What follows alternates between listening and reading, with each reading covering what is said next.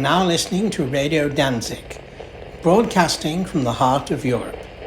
Tonight, Radio Danzig, in association with Hellcat Studios and Phantom Stranger Media, presents Tin Town, the Dam Workers' Village. Faced with a future shortage of fresh potable water in many cities of the English Midlands, the authorities decided to flood the northern end of the Derwent Valley. Decades later, that plan proved to be insufficient, and the southern half of the valley was dammed too, losing the villages of Derwent and Ashopton in the process. This is Derwent Hall, centuries old but demolished in 1944 and sunk beneath the new Lady Bower Reservoir. We've already covered the fate and folklore of Ashopton and Derwent, the drowned villages, in other videos. In this video, we're going to look at a remarkable temporary village created for the workers on the original Howden Dam project. An ephemeral community even more remarkable because it was constructed with Edwardian ideals and resources.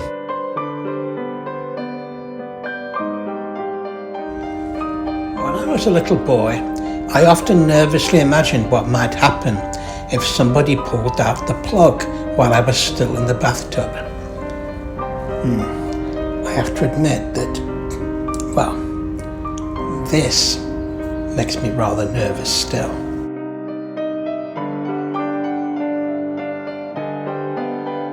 Birchinlee, popularly known as Tin Town because of its corrugated iron buildings, existed between 1902 and 1916.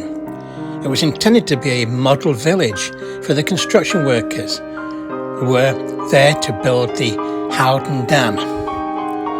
Many of those workers had previously worked on the Elan Valley Dam in Wales, where the provided accommodations and facilities were much more rudimentary and often managed more along the lines of a work camp than a community. Happily, the Derwent Water Authorities sincerely strove to make Birchinlee a happier, more human place to live.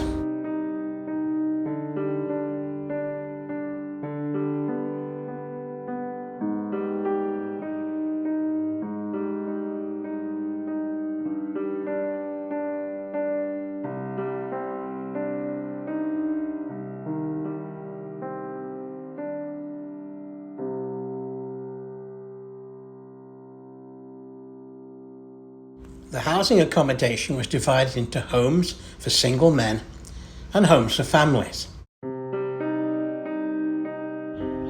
The building you can see standing by itself to the left is Birchinlee's hospital, small but very adequately equipped.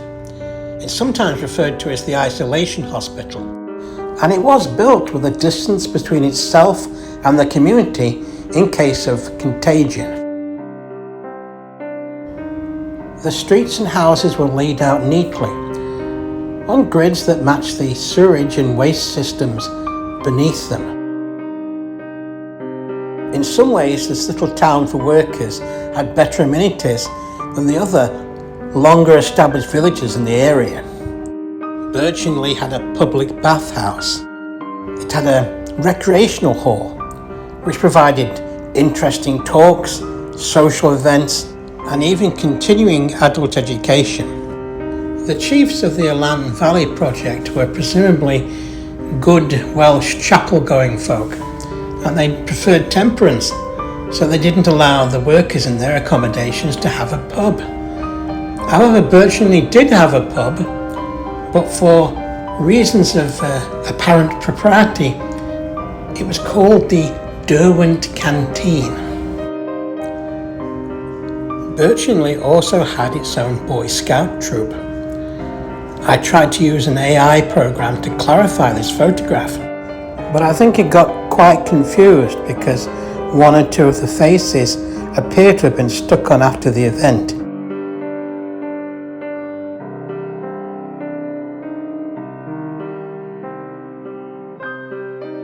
Birchinlee had a tiny police station, or possibly it was more akin to a police house. A building that provided accommodation for a constable and a cell for miscreants.